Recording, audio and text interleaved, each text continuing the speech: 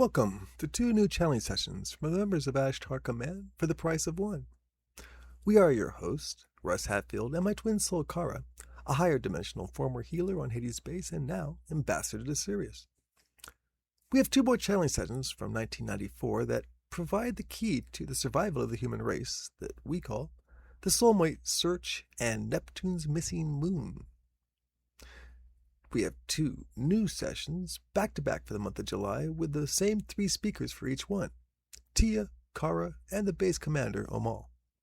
Some of the highlights are Tia getting a promotion, OG Simpson being chased by the police, and Karra providing the solution to the possible extinction of the human race due to depopulation. That's just side 1. A more detailed description is on our homepage at hadesbasenews.com. We invite you to subscribe to be kept informed of future posts on our YouTube channel, the Ashtar Command, from the members of Ashtar Command. And now we present our latest entry into the Ashtar Command archives, the Soulmate Search and Neptune's Missing Moon. No bias between things.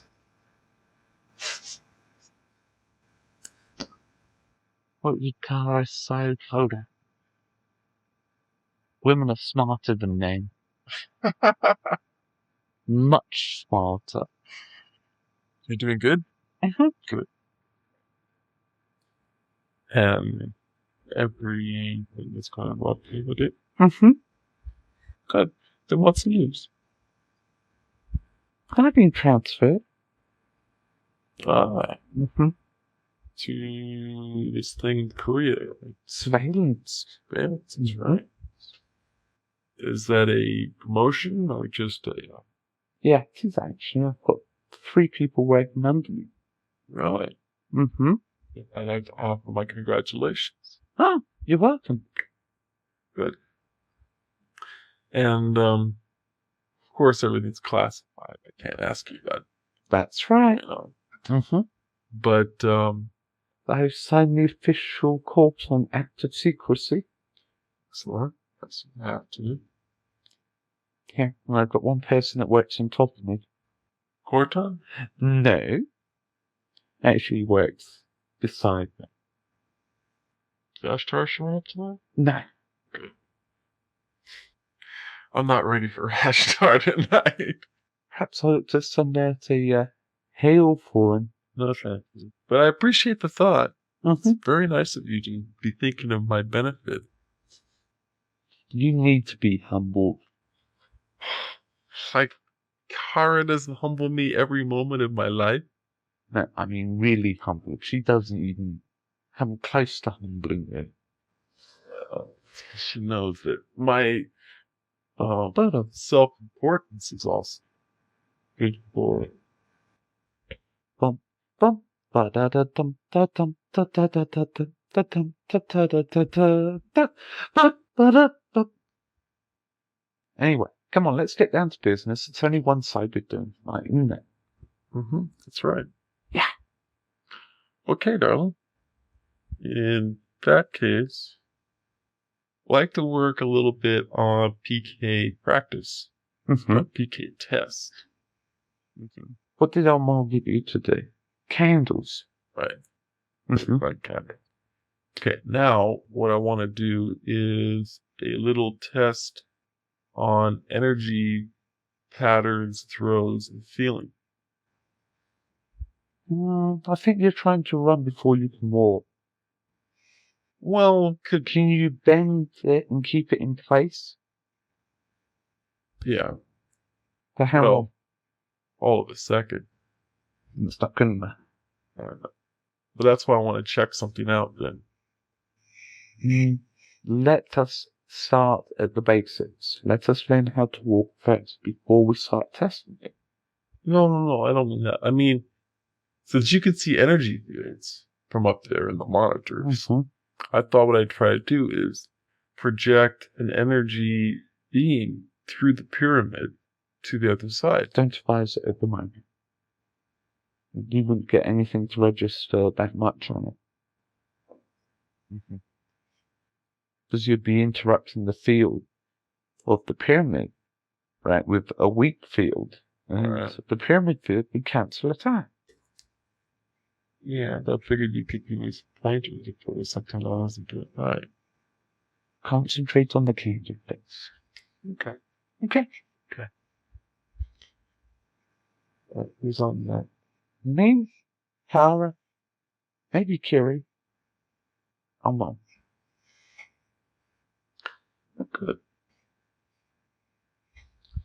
Alrighty. Let me come back to guard. The questions I have to be formed up. Okay. And, You've had you an all, hour to plan it all. well, I've got it planned, but you know how this stuff goes. It all kind of falls together at once. Not very good communicator, are you? Every time I talk to you, you'll get all discombobulated. Why? You do that to me, yeah. So, next time Mark gets all confused and, what do you call it, discombobulated? Just think of how you feel right now. Well, that'll be easy. I'll just talk to you. Why do I make you feel confused? Because you're like you're like a sister. It's like I've never had a sister, but if I had one, I'd treat her just like I treat you. I hope not. I would. It's guaranteed. We'd be back and forth each other and testing each other's wills, wit, and all everything else. That's To just give you a piece of advice, never try to outstubborn a cat, and never try to outstubborn a Durongodon. fair enough. Okay.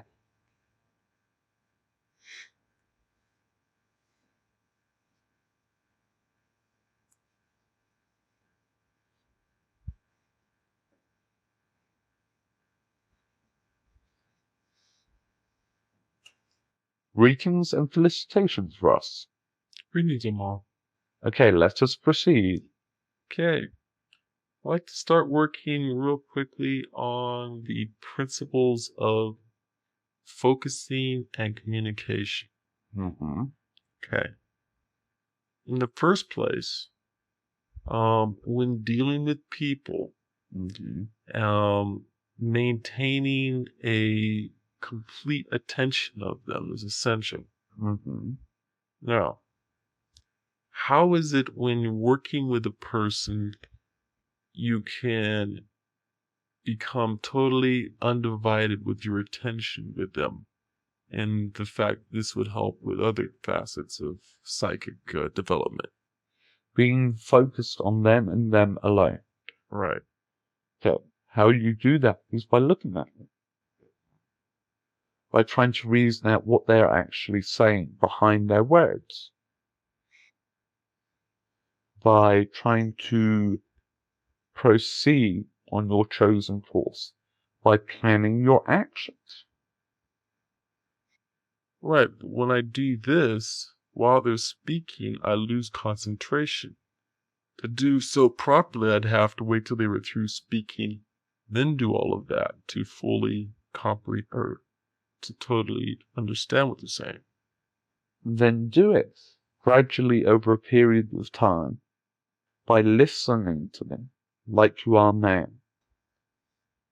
You should be able to plan and think at the same time. Or before you go into a situation where you're going to have to communicate with somebody, you plan what you wish to say, how you want to go about it, how you want to achieve your goal, what you are prepared to discard, and then proceed. And so you would listen to them totally, and when they were through, then evaluate and throw out what wouldn't work. Correct. Okay. Now, would the key then be in maintaining eye contact throughout the entire conversation then? Not necessarily, but it is useful. Earlier on, we were monitoring a conversation between you and Mark, and you were having difficulty formulating your ideas and answers. Right. It's because I was trying to practice focusing. Mm-hmm. Doesn't work as well as I'd like. I was trying to focus only on Mark and then evaluate my responses after he was through. Mm-hmm. But it threw me off because I was planning out my responses while he was talking because I was trying to focus on his words. So that is why your conversation was jumpy and choppy. Right. Well, it's just a new technique, communication skills I'm trying. Well, like anything new, you have to learn how to proceed and practice. Yeah, that's true. In your communication skills, you're then paying full attention and relating how the conversation will proceed after it's done then. Yes. Okay. And so, is there a way that you, in particular, are able to show the person that you talking to that you are giving them your full undivided attention? Yes, by the answers that you give, how you use your words and how you follow on from what they're saying, but heading on your path.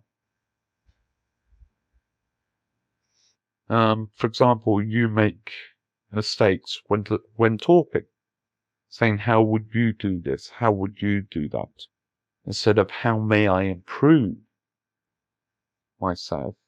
Or how may I do such a thing? How I may do this? How I may do that? Instead of, how would you do this? How would you do that? Instead of, how I would do something is different from how you would do something. So when you say, how would you do it? If you were talking to somebody that you wish to get advice from, that knows you well, you would have to rephrase it because they would give you their opinion on how they would do it, which may not work for you.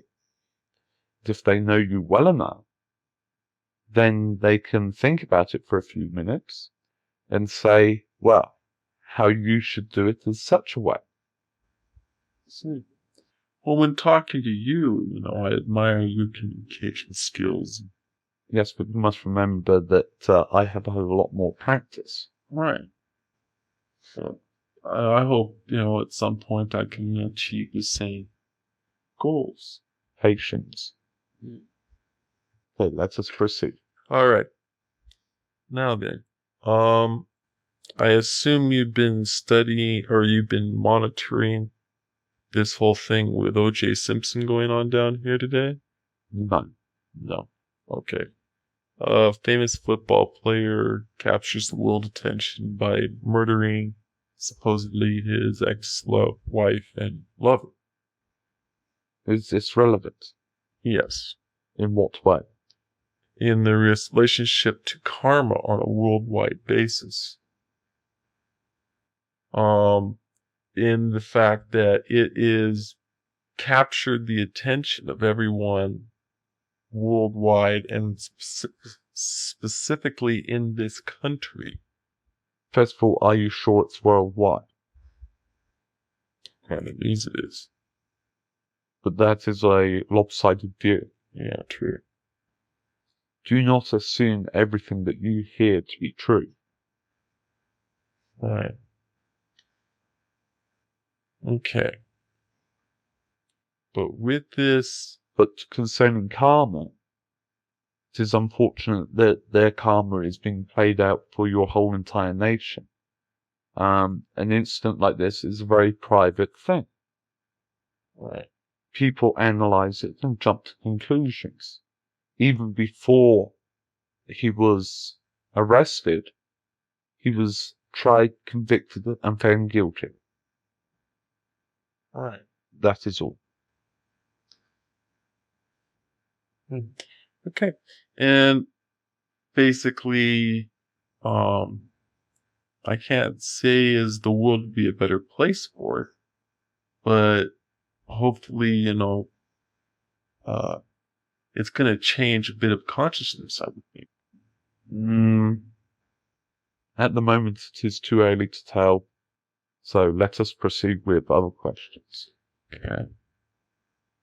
On the idea of force usage, when a person, as myself was doing this morning in my astral projection, seeing the world at hand as being a glowing entity, and those objects that I saw in astral form as glowing, I assume this would be the energy that they are giving Correct. off.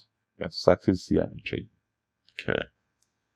And with this energy, it can be manipulated with my own energy interact. Depending on the size of the energy field you wish to interact with. Okay. Now, can some of that energy, by my focusing attention on it, drain me of energy? Yes. Okay. And so, to eliminate that drain, it would take a shield around myself to be able to... If you are manipulating it, you will be drained of energy. If you are passing through it, shielding does not matter as you take your energy through with you. Well, when I mentioned attention, I meant paying attention to it.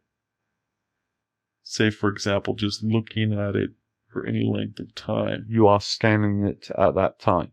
Right. You are analyzing its color, its composition, its energy flow, and so on. Am I losing energy? Yes. And how to avoid this energy? Do not look at it.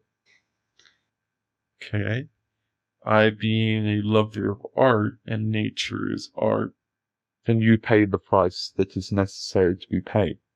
Okay. Can I then draw energy back from the object I've been looking at? It depends. It depends on how great an energy field it has.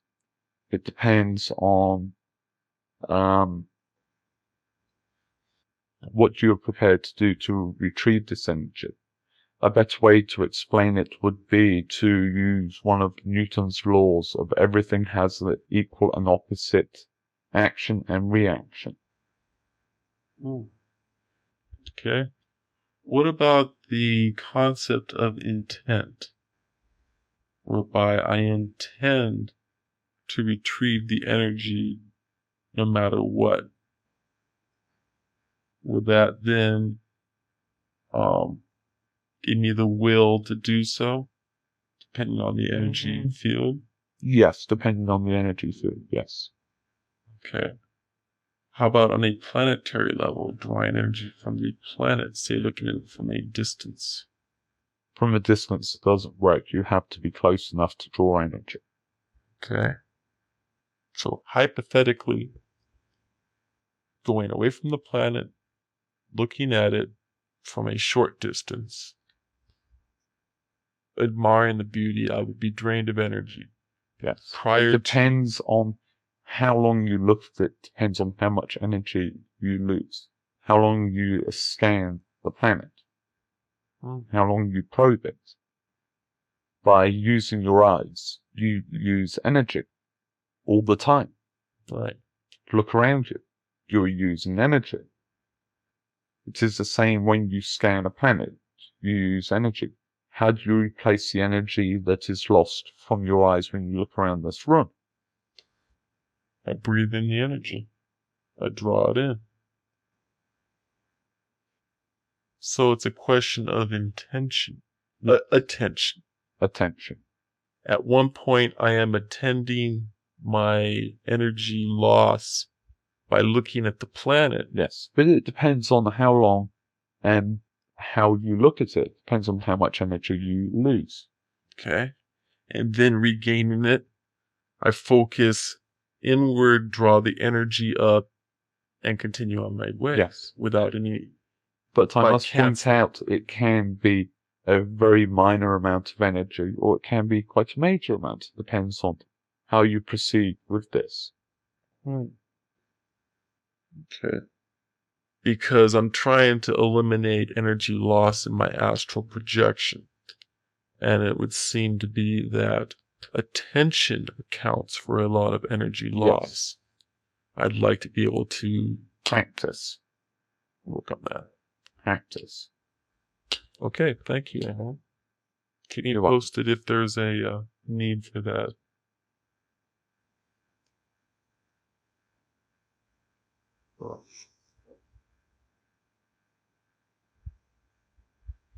Thank you. Hi, Karen. You're getting slow in your old age, dude.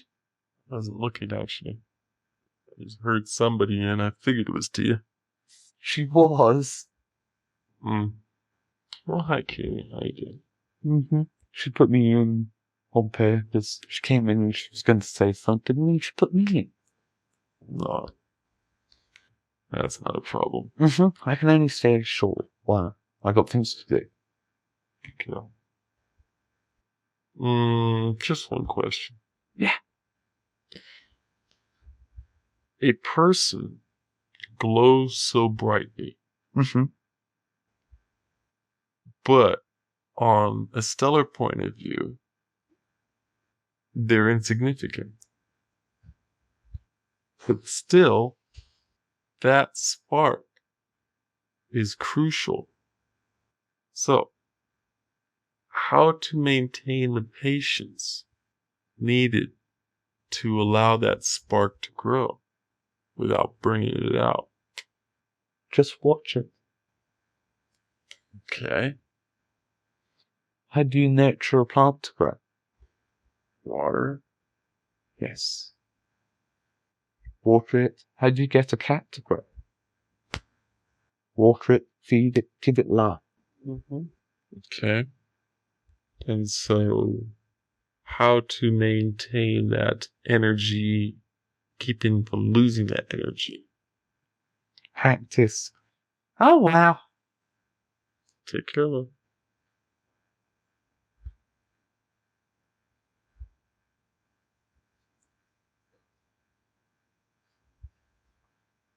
Greetings. Don't look at me. I haven't got this figured out yet either. Don't worry about it. Analyze it later. Enjoy the moment. Relax. And as Kiri might say, be cool. Gosh. Yeah. Be casual. You know, do. No, I can't do it as well as she can. So, how are you doing? I was doing fine until you started being deep and thoughtful. Oh, I'm sorry.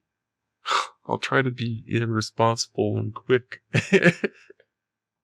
Talking to you talking to them all sometimes it put me in deep and thoughtful. Yes, notice that. Anyway, darling. You were probably monitoring that question of genetics. Mm-hmm. And the question... I'm afraid I've got some bad news for you. Mark's right. Yeah. You don't realize, and he doesn't realize it either, how important your genes are. Okay. I mean, as a race, as a species.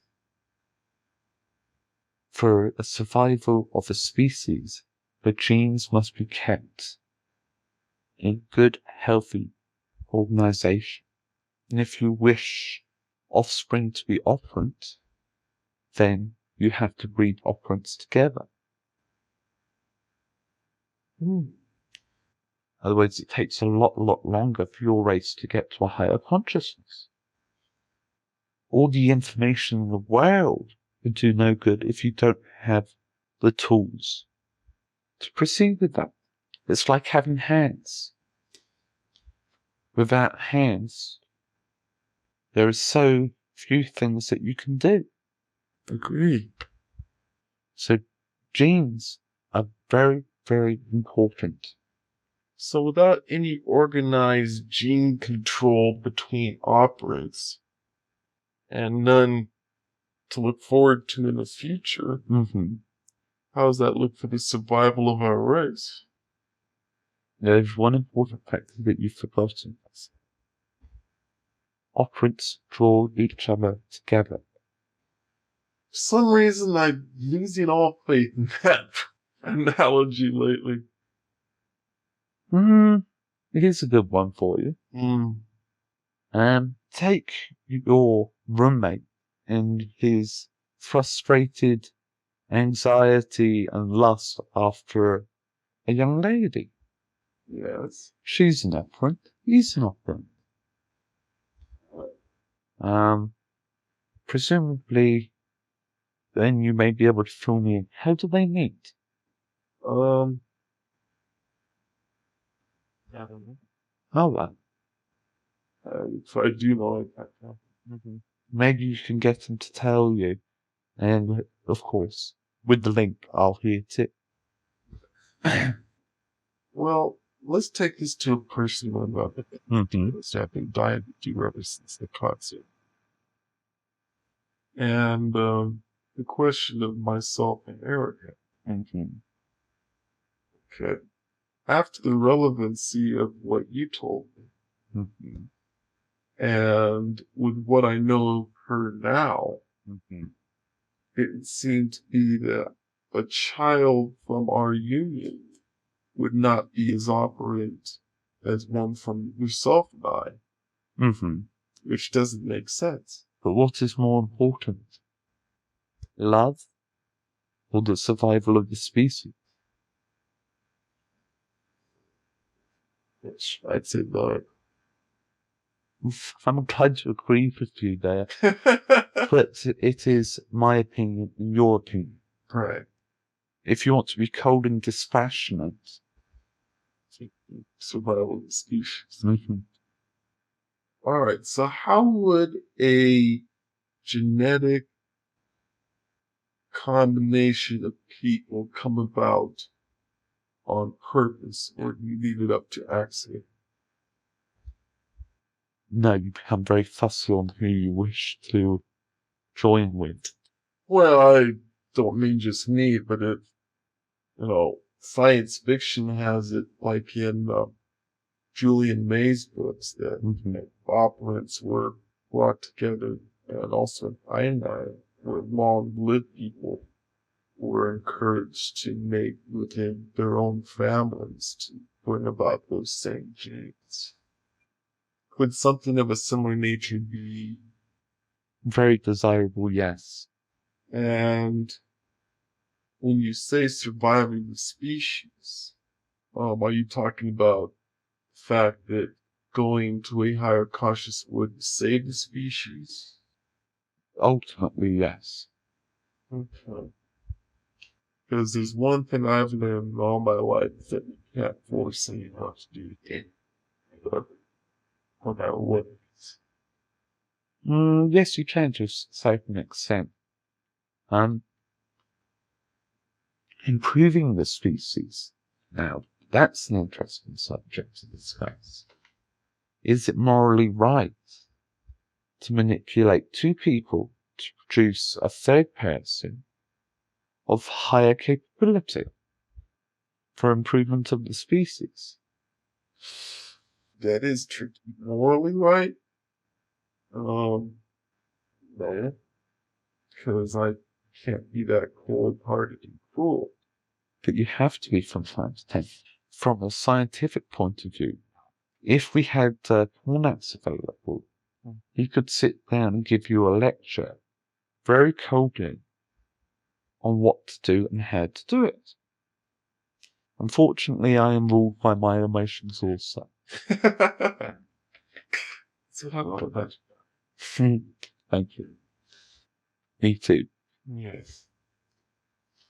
Okay. Hopefully we can encourage this at a later date. People, it'd have to be a Howard Foundation, wouldn't it? Not necessarily. Like-minded people getting together. I see. So like parties. Mm-hmm. Sort of like a psychic dating service. It wouldn't work. Well, I don't know, actually. Maybe. We have dating services that are very successful. And in all those dating services, the hundreds, thousands, practically, of dating services that there are out there, There's none that deal with psychics.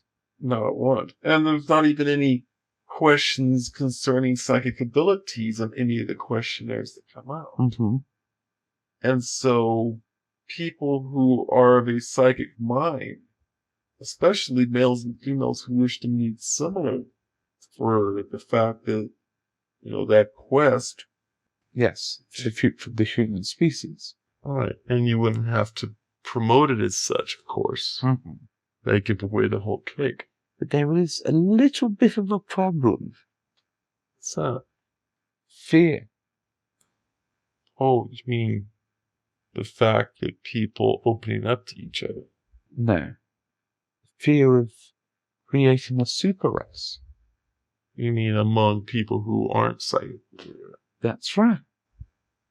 Well, you have things like a gay community and gay date lines, which are real similar. But you're talking about, with gay people, can two men produce a offspring? Can two women produce an offspring?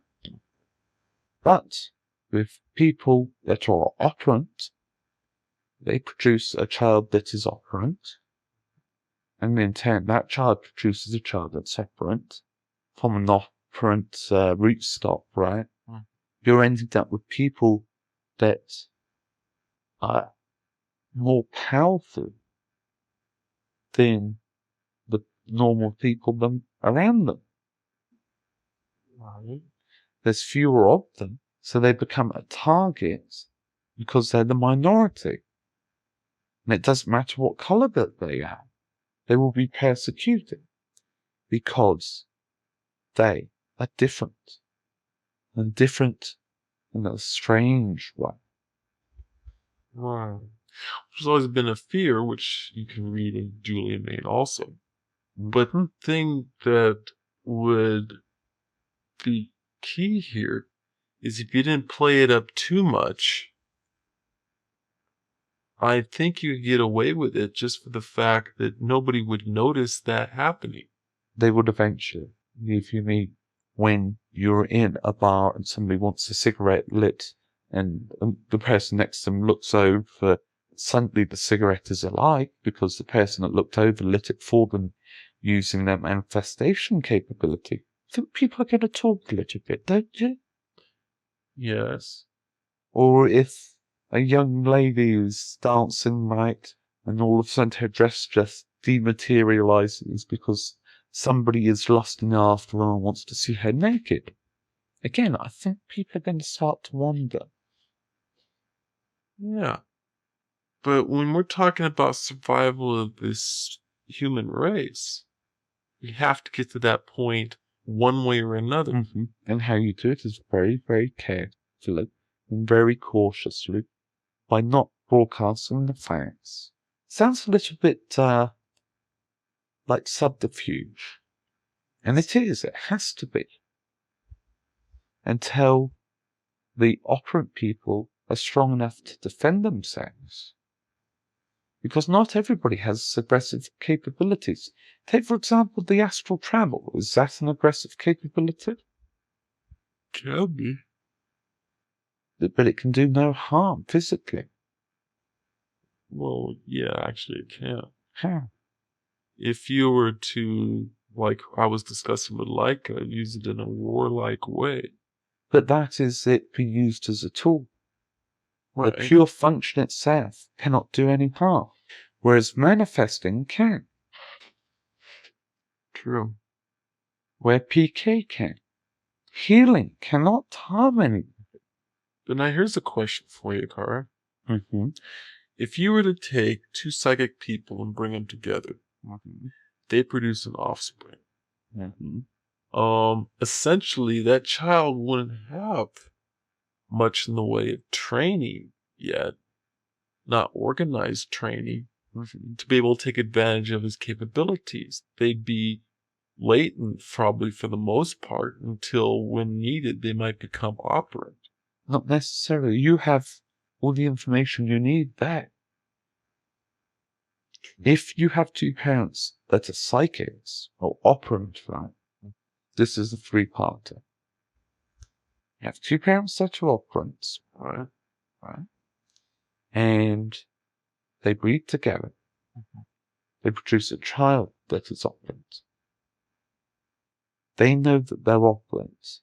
They know how to use their abilities, so they help their child.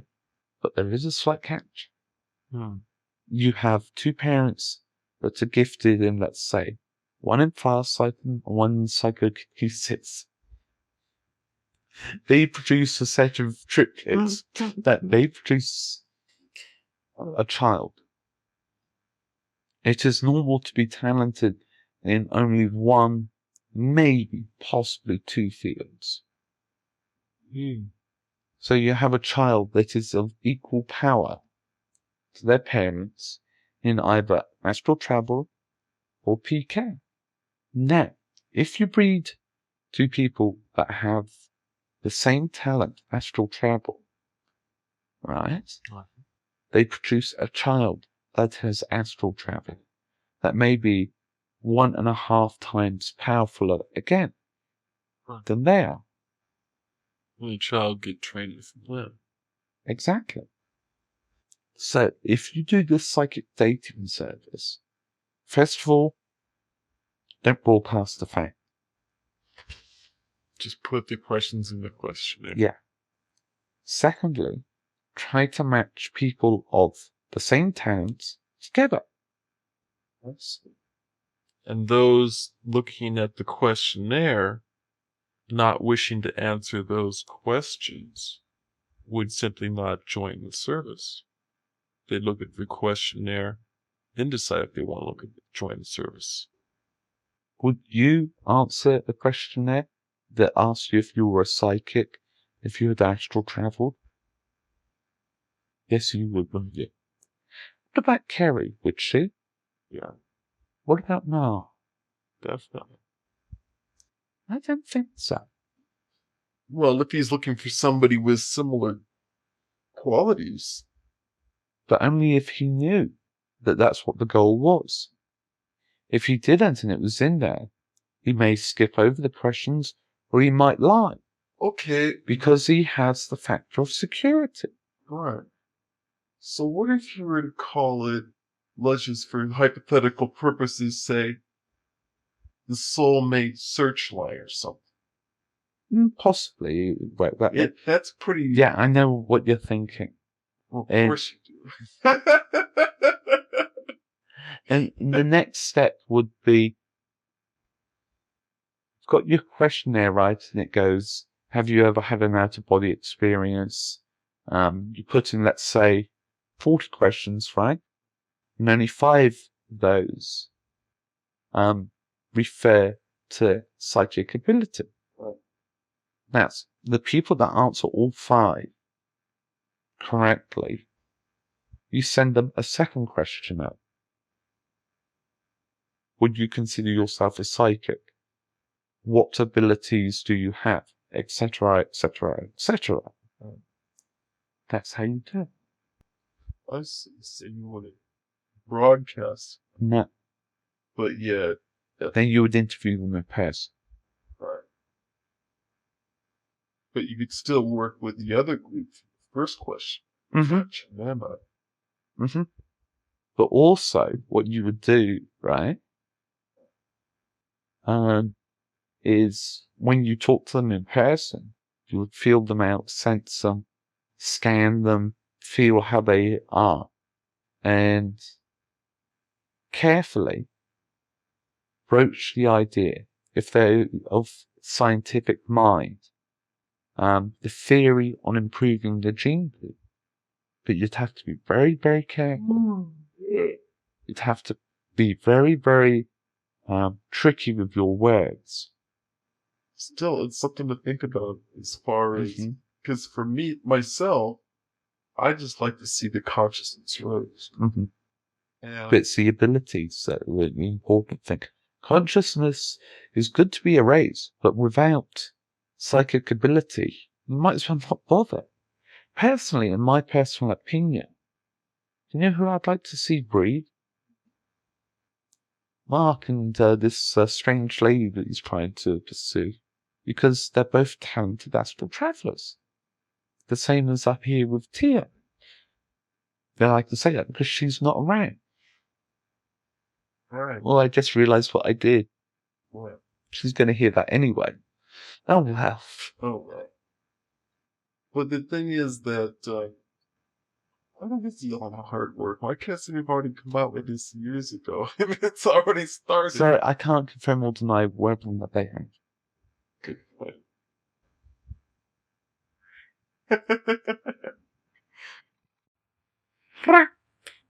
I did. Tia? So you don't like my illuminated artwork? Probably worked so hard at it. This thing's been up for 6 months. It's time for a change. But now it looks like a double helix of a DNA. We change it Christmas time. You're happy this evening? Of course. Oh, what? Oh, my clothes. Ah, tell me about what's going on with your cups. They're great. They're wonderful. They're excellent. I'm nice and mellow and happy and cheerful, and I've got my man up here. Also normal. Yeah. Everything's running as smooth as usual. Mm-hmm. How can you tell when I'm happy? Yeah, I know, I pair. Oh, it's sort of hard to I can't help it. You hum to yourself when you're happy? Well, that makes sense. Anyway, so I know how to gear my questions tonight. This evening. Omal and Karra. Okay, I can look at that. Yeah. Maybe Kiri later on when she gets here.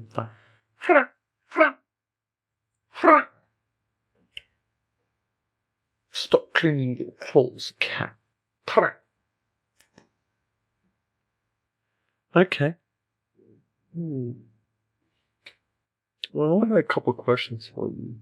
Mm-hmm. You missed the bulk of them for Karra and Omal. But first off, the first one I got, is concerning the emotional body. Mm-hmm. And how all three bodies of the human body, Spiritual, physical, and emotional. right? Now, with the emotional body, I'm doing some experiments now, running through them to determine the difference between the three and how each can be utilized. Uh-huh. And the first one I'm working with now is the emotional body. Mm-hmm. And I'm practicing now with astral projection. Mm-hmm. And, with that, I was determining that my emotional body is my one that I used in my strongest form for astral projecting. And you need all of them to go silly. Right. But I mean for now, for the practice work that I do with astral projection. So I don't know if I'm quite ready to go solid completely yet. I want to get more attuned to each body individually. Huh? Well, Mr. Perceived with care. look before I leap, you might say. As some people take a leap of faith. Well, good. Maybe then you can tell me a little bit how I work with each one individually first before I get into that. And specifically for now, the emotional body. I don't know. I have my astral travelers from my astral body. That's all three at once. Then. Mm-hmm. And then what monitors your physical body? It looks after itself. My mind runs through the maintenance, keeps the heart pumping, the lungs breathing, and the electrical actions going. It's an automatic response thing. Okay. What keeps a tree alive? What keeps some of the lower animals alive, like hamsters? Hmm? Well, what I'm wondering is, when I'm up and I can still hear things around me, how is it Mark's able to disincorporate so perfectly that he won't, like if I yelled, Mark, right now, he wouldn't hear a thing. I don't know. I think it's sheer practice. How do you hear things No. with your physical body when you go out? So it's practice, I think, more than anything else. Being prepared to leave your body untended, knowing that it will carry on functioning without you. Okay, fair enough. Now, do you separate and work with all three bodies in all things, or do you ever split them up? Oh, I assume that I work with all three together. What I'm wondering now is on the question of shielding. And the fact that it seems to me that the emotional body would have a lot to do with shielding because it encompasses the physical body. Yeah, so I assume so. You're asking questions which I really don't know the answers to. Oh. It's the only ones I got for You're trying so hard. I am trying hard, yes. Well, I'll wait till Carrie gets in. But have faith. All I do is just I want to be able to affect this. Yeah, I can understand your caution.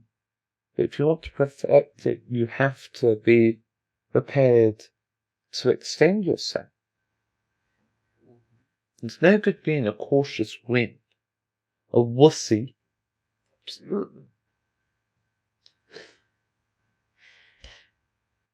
I'll tell you what, love. Do you get the shortage? Okay, yeah. All the questions Bye. I've got.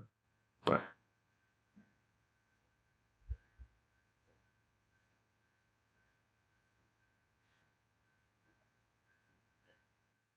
Greetings and felicitations to us. Greetings and felicitations to you all. And this evening, our questions are all over the place. But they all have a central focus that we might get to. Maybe not. Maybe not. Last time you said that you were heading in a direction, you ended up in a totally different direction. Yes. Okay, let us proceed. We'll start first off then with at present, in fact, we'll start with this. I'm using at present in my hand amethyst, in which to practice with communication and elucidation. And with the amethyst, I just want to do some experimentations to see if its field amplified by my energies will assist in communication. And though I'd probably be better hanging throat. Okay. Now, I wanted to question on wave patterns that affect Earth and humans coming from other planets. In particular, we're working with what are infrared, X-rays, and ultraviolet coming from other planets that come in contact with the Earth. I'm wondering how they do affect us in everyday life. They affect you more on a spiritual level than on a physical level. Oh, really? The distance that they travel is so immense that the level of radiation is minimal. If you remember, it is about 4 light years to your nearest neighbor, right? That's right. Energy traveling at the speed of light takes 4 years to get to your planet. So a star that gives off heavy radiation would take 4 years to get to your planet from that point. There is no planet, or no star that is near enough that would give off hard radiation that would harm you before it has exceeded its life expectancy. However, there is some background radiation because there are so many stars, and all stars give off high levels of radiation. You are protected by your atmosphere from the radiation. See, and if we weren't, we'd mutate to where we could be anyway. Exactly. Right. So in space, there is heavier radiation because it is not shielded out by your atmosphere. Oh, I see. On planets that have atmospheres, the purpose is to let you function and live and to protect you from cosmic energies. So how does that affect us spiritually, as you say? It makes spiritual growth a little slower because of the denseness. If you lived in the vacuum of space and could survive the harmful radiation, you would be more advanced spiritually. You would need to be. Absolutely. But on your planet, you do not need to advance yourself spiritually as much. Oh, okay. Now, is there an increase in these rays, then? Is that why there's an increase in consciousness? No, it is about the same. I was thinking with the ozone and all that breaking down. The ozone was not breaking down. Good. You see, you know so little about the life of your planet, the cycles it goes through. True. You have approximately 30 years experience of space travel. What you know is so little. You've only been able to monitor your planet for 20 of those years from space in any great detail. So in 20 years, can you say what a life planet cycle is? No. Not really, only because we just started mapping those out ourselves. Correct. I mean, basically all we have down now is just the cycles of growth on our planet. And we're messing that up every day. Yes. So yeah, the life cycles we haven't figured out at all. Yeah. Okay. Now, working with crystals, I've noticed that in a book that I'm reading that rays I'm speaking of are either passing through or get trapped by these crystals or minerals. And the book mentions that this is why the color is affected. But I always thought it was a influx of another mineral. It is many things. Adding a different mineral whilst the crystal is still forming will change its color. Adding different energies will also change its color. Blending those energies. I believe we have discussed this in the past. Yes, we have. But we never discussed the rays affected to it. For example, do different crystals then contain a higher percentage of these after effects of these rays? It depends on whereabouts the crystals were located when they were struck by these rays. Let's see. Okay. And how would this then be a benefit to us, and could we use it as a benefit? There is so much background radiation that it is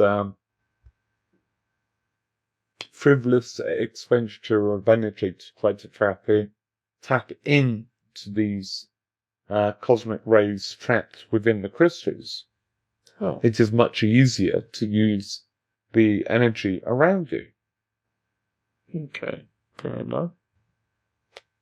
Now, one thing scientists are at present confused with is cosmic rays that have a power. It's 200,000 times more powerful than anything produced in a lab, but they can't figure out where it comes from. I wonder how this is possible, and It's very simple. okay. Very simple. Where it comes from is stars, vessels, exploding planets, and so on. It is all around you. Alright. Seems simple, but you didn't figure that out. Well, you have to understand that you do not know for certain, or scientists do not know for certain, that there is intelligent life out there. See. So they have to assume that there isn't until they have information proving elsewise. And those that do know are not saying. Good point. Now, why would the vessels be sending out these rays? Would this be after effect of the propulsion system, possibly? Yes, to a certain extent, it is also caused by structural failures or damage from other vessels. True. I certainly am familiar with that. Yes. Thank you. Okay.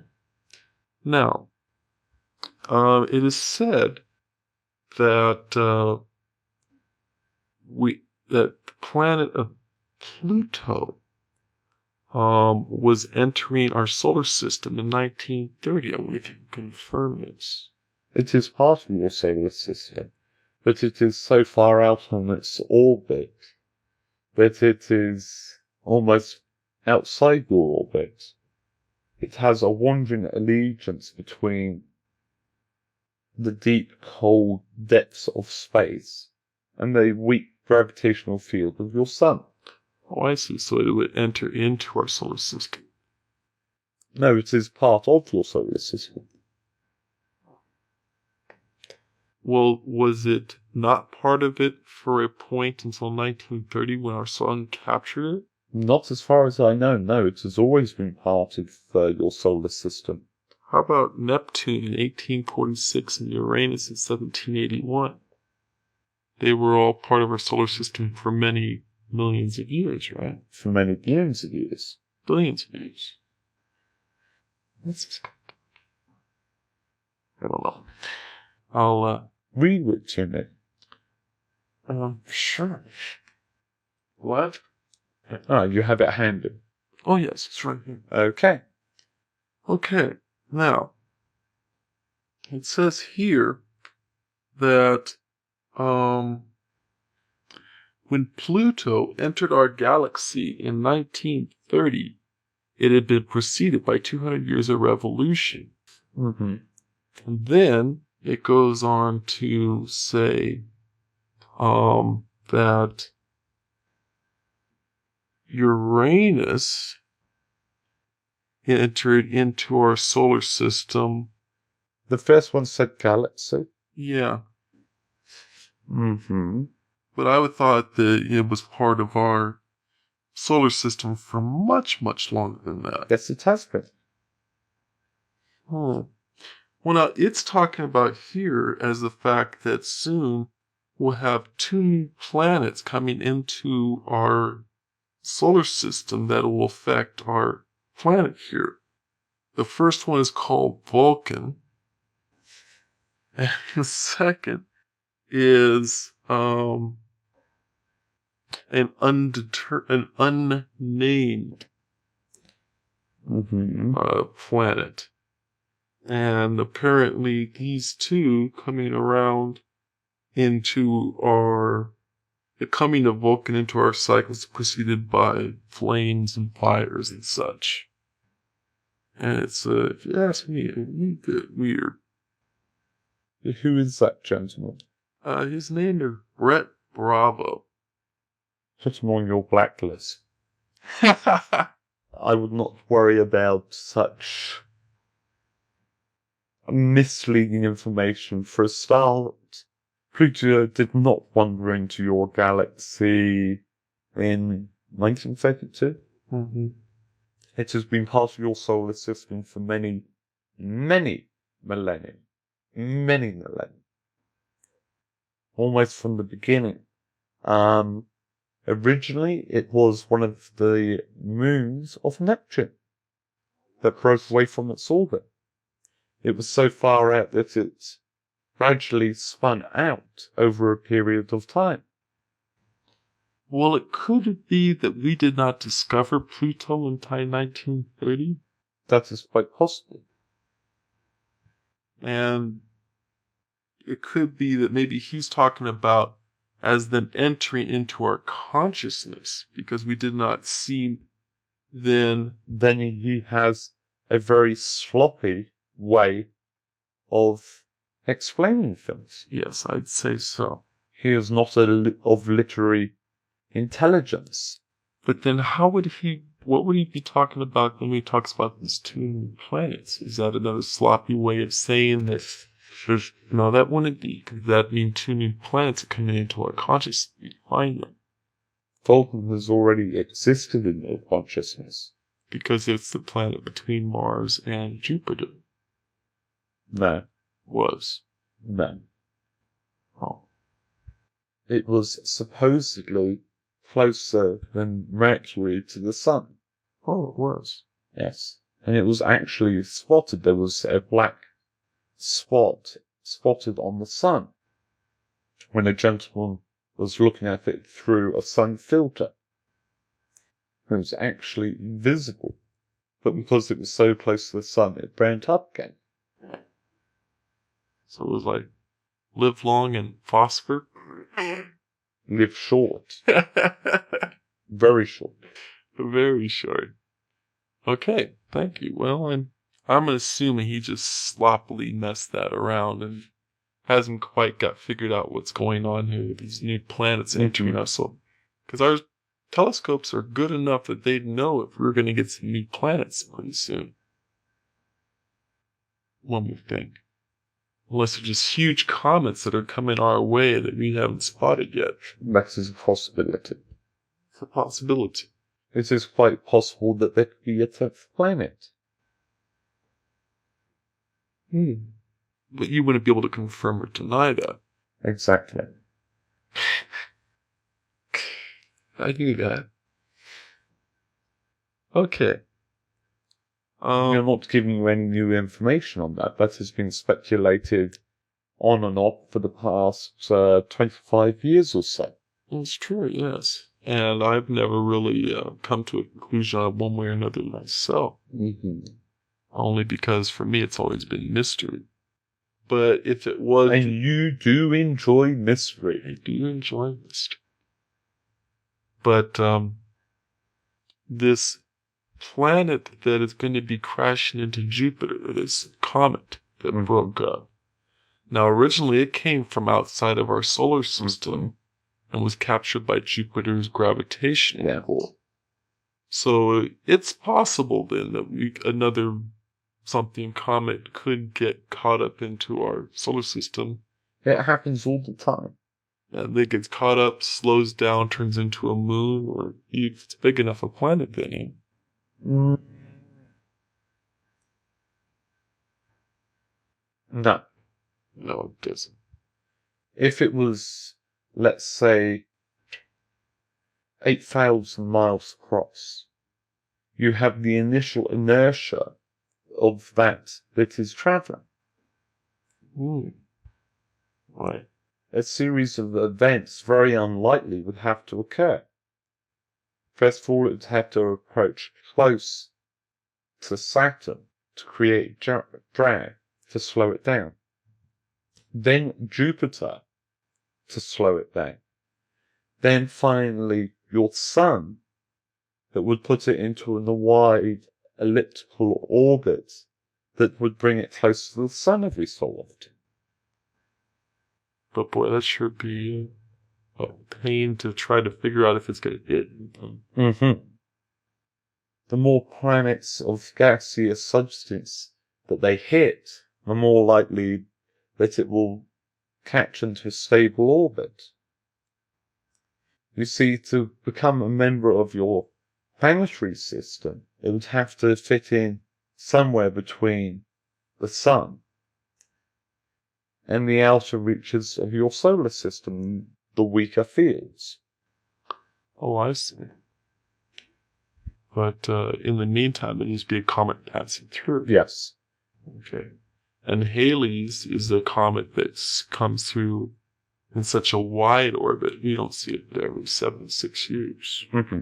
It actually goes out past Jupiter and swings back in. Is our sun that powerful of a gravitational pull that... Compared to other stars, no. See, so that gravitational pull that's stronger from other stars does have an effect on our solar system also. And we've talked about that before also, on how that has an effect on our spiritual bodies. Yes. Alright. I'll get off this for a second and go on to my next question, and that is on the working with phrasing of words in a mantra-like setting, in which you speak a word or a phrase and then repeat it and repeat it. There is no fear. Fear is the mind killer. There is no fear. Fear is the mind killer. The little death. The little death, yes. And with that, from what I read in this same book, is that each time that you say this, it exponentially amplifies the preceding word. Can I have the book, please? Yes. Okay, let me elaborate. Okay. By using words to focus your mind, that is what it is saying. Right. So the words have no power in themselves as far as that vibration. Words are words. There is vibration created by the movement of your lips, and the sounds coming out of your vocal box vibrates the air. There is power to that. Right. But there is no actual power to the words. In a paranormal explanation, right, you can sit down and you can listen to a very powerful speech by, I believe, Benito Mussolini was brought up. Yes, he was. Mm-hmm. And what does that do for you? Nothing. Why? I can't speak Italian. But to somebody that speaks Italian, it is powerful. Sure. So it is understanding the language. True. And so the vibrationary effect does not amplify as you say the words more often than not. It's like me talking to you. I'm not amplifying anything I'm saying. I'm merely just putting it out to the universe. Correct. Right. Okay. Now, one thing is that I did notice that it was fairly accurate on is that crystals are like tuning forks, and that they always resonate. Now, do they always resonate in a particular pitch? One crystal will give off one frequency, and another crystal will give off another frequency. Here is a useful piece of information from them. Okay. From the fools of a mouth, wisdom can come. Well, so the book's right in one point anyway. At least. At least. Okay. What happens when you find two crystals that are perfectly attuned? They are normally part of a cluster. I see. So if you were to find two that were separate, it's because they came from the same cluster. Exactly. Ah. Okay. Now, one thing he mentioned is that with two tuning forks of the same pitch, if you strike one, the other will start to vibrate. Yes, that is correct. Okay. It is the same with crystals. Right. That answers your question, I believe. Except for one thing. How can we put that into a practical usage here in our studies? At the moment, it wouldn't be prudent.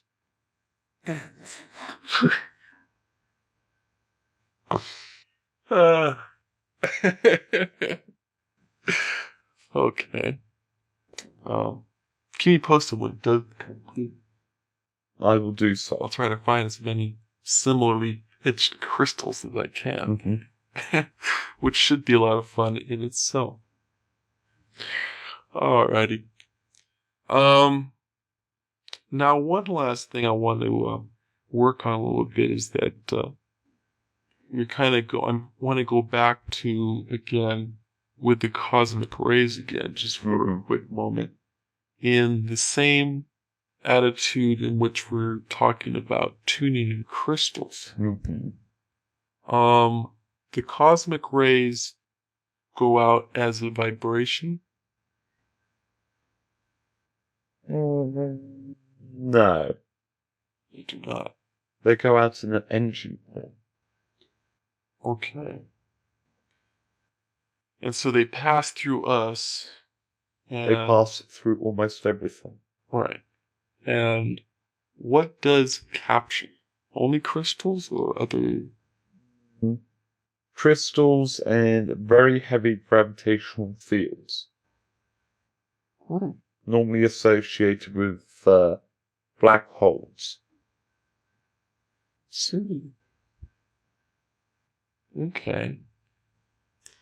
Now, when I'm thinking about this, I see it then as the Earth being as like a body like ourselves, in which it has veins. And with the Earth, the crystals are the veins of the Earth. Yes. And the cosmic rays going through are oftentimes captured by these crystals. They are so dispersed that it may be 10 years to capture just one. Oh, I see. Okay. Now, in that same frame of mind, though, the energy that comes from the crystals, which are in the veins of the Earth, when you take those out of the Earth and you utilize these crystals, then you are utilizing that same energy the crystals have within them. So you're effectively working with the Earth when you're working with these crystals. Basically, yes. And so that is why, or why would it be now then that with the advent of such crystal awareness, that Crystal awareness is not new. True, but it's increasing in volume, should I say? This is increasing to what it once was. Oh, great. And what does this do for the Earth then? It brings it more up to a level that it once attained. Excellent. Okay. Would that same assistance then work with helping to, let's say, help the Earth, cleanse it maybe, or at least give it a emotional kick? On a spiritual level, yes. Yeah. I suppose everybody and everything is love, especially the Earth. Yes. Okay, good. And so I see nothing wrong then with this increase in crystals, of course. And I look forward to helping it out. That's all I have as far as questions. Now, a word of advice. When you say last question, make sure it is the last question. Oh, I did say last question, didn't I? Yes. 7 questions ago. What's the long one? I forgot. I'm sorry, Omal. Either do not say last question, because being a communicator, when you say last questions, that should be it. Right. And that's what happens. I start talking and everything. All of a sudden, I start getting more questions and more questions. Something keys in. Yes. Everything else. So we will remind you when you do that. Please do. I kind of try to limit myself to spotting it before you do. But will I spot it more often? I won't like to accept too many bets from you because I'll usually lose. Worse than Carrie. But in this one, I'll say it's a gentleman's. Okay. All right. No forfeit or punishment or gift. Fair enough. Okay. Thank you. I'll be back.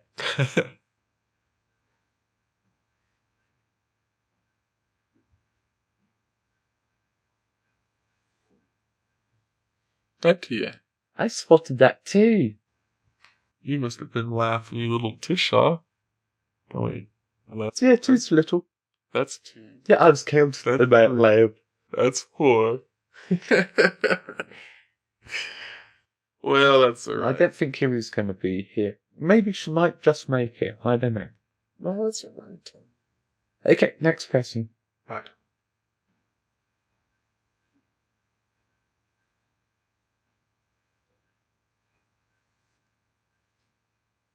Yes, please. You spank me at any point from this point on. Ooh, promises, promises.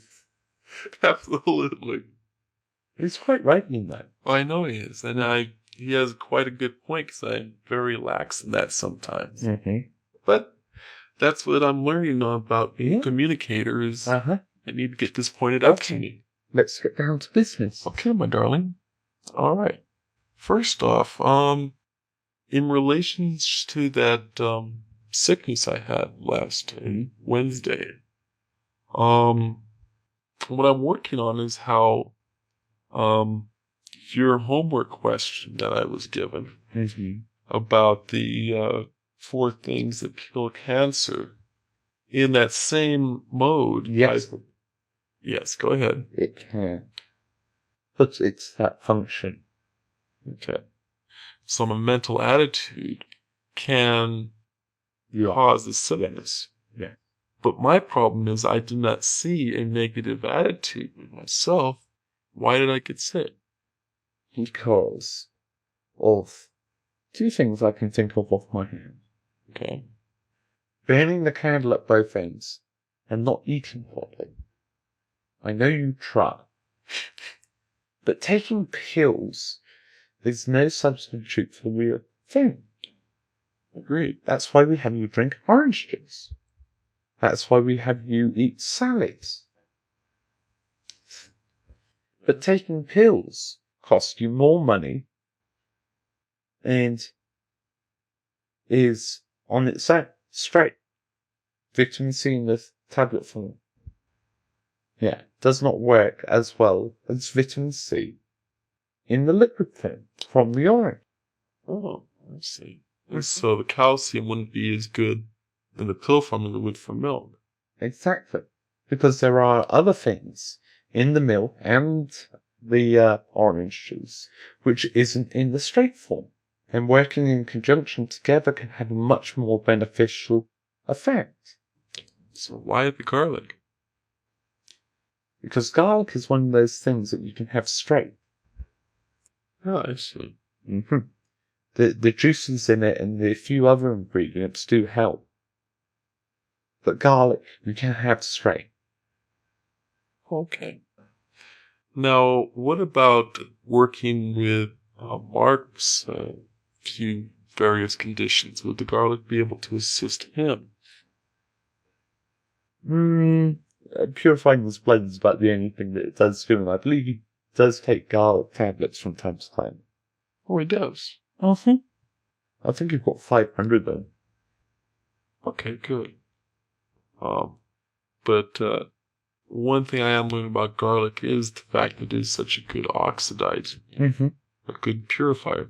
Now, how about for a antiviral medicine? You want an antibiotic What, in conjunction with eating healthy. are there any herbs that will accomplish this? No, not really. all you have left is penicillin that you get prescribed that. Yeah. Not necessarily, though. Bread mold. Mm-hmm. Pass on the mold. Alright, so back to orange juice, back to milk, and fresh green salads. Yes. Pills. Oh. Okay. Yeah, I didn't understand the finances on that until it was explained to me. Oh. Yeah, I thought it would be a nice supplement to go with your normal food. Until somebody pointed out the financial side of it, which I didn't understand. I tried. I understand. It's okay. No, I'm merely learning myself. We both are. I thought I was doing good. You are doing good. That's okay. It tasted great. Oh. Okay. Now on the other point, I talked to Carrie, as you know, and she is, as she says, covering yourself with the sunscreen every day. Mm-hmm. And she's, of course, staying out of the sun as much as possible. Mm-hmm. No, actually, what she was doing is she was forgetting from time to time, right? And now she's putting it on a regular basis because it was reminded to her. Oh, that's good. Might bring that up. Just to tease her. Maybe just a tease. Mm-hmm. Okay. Now, I was working on, this is on an off chance this might be possible. And that is working with the pineal gland. And is there a way to actually increase the size of the pineal gland? Is it going to prove that it can be done? Not as far as I know, man. Okay. Alright, so I'm back to health again. I know that. And, enjoyed being with our kids today. Yeah, delightful. All my children are delightful. And Miranda and Alana are doing well. Mm-hmm. And birth is coming up in a week, so. Mm-hmm. July the 3rd, 2nd? Yeah. And so I'm going to go ahead and take part in delivery. Okay. Oh, it's moral support, if nothing else. Yes, we'll have to have you spread down and washed, showered, and we'll assign you an assistant to help you scrub down and wash. Tease. Mm-hmm. Now, Make sure he's a Wookiee.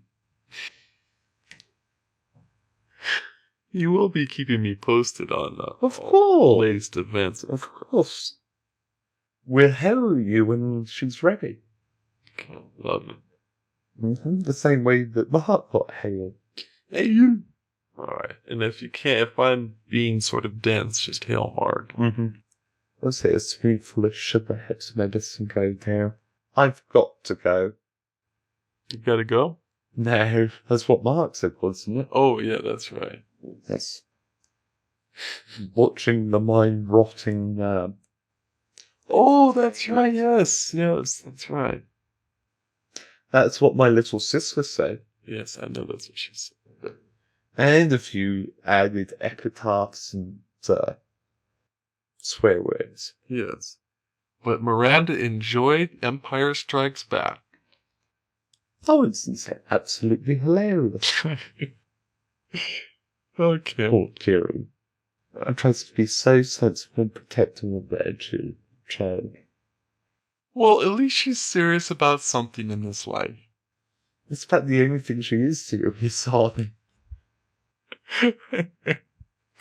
Well, I'm glad to see it with her. Mm-hmm. Now, acupuncture points being covered with crystals. Is this something that should be studied as far as acupuncture points? Sure, it could be useful. I heard it is. Now, there are certain charts that you can buy, the Chinese charts that point out all the acupuncture points. Mm-hmm. And these are all the specific points where nerve endings meet. Mm-hmm. I'm correct? Mm-hmm. Okay.